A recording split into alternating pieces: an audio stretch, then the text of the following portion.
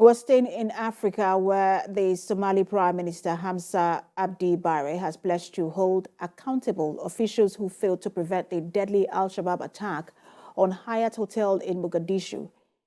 Mr. Bare made the remarks on state-owned Somali national TV after the security forces ended a nearly 35-hour siege on the popular hotel.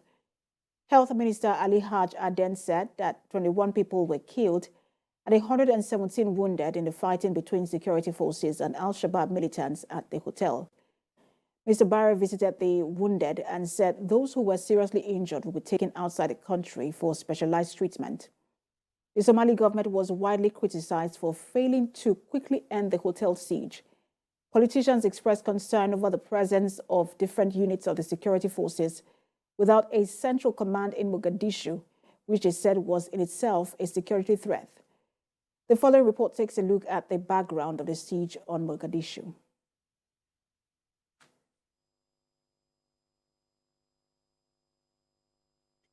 Somali forces ended a deadly 30-hour siege of a hotel in the country's capital, with security personnel clearing explosives planted by Al-Shabaab fighters in the damaged building.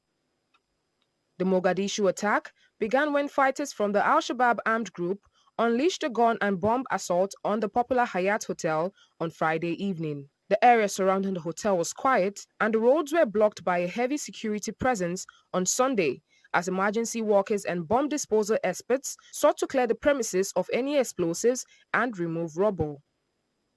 The hotel building sustained heavy damage during the gunfight between Somali forces and the attackers. It caused some part of it to collapse, leaving many people frantically searching for their loved ones who were inside when the siege began.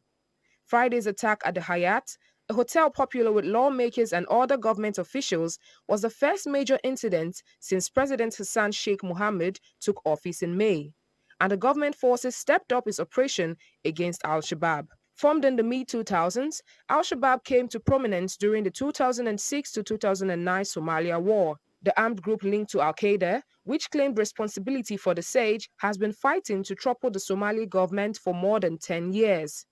It wants to establish its own rule based on strict interpretation of Islamic law.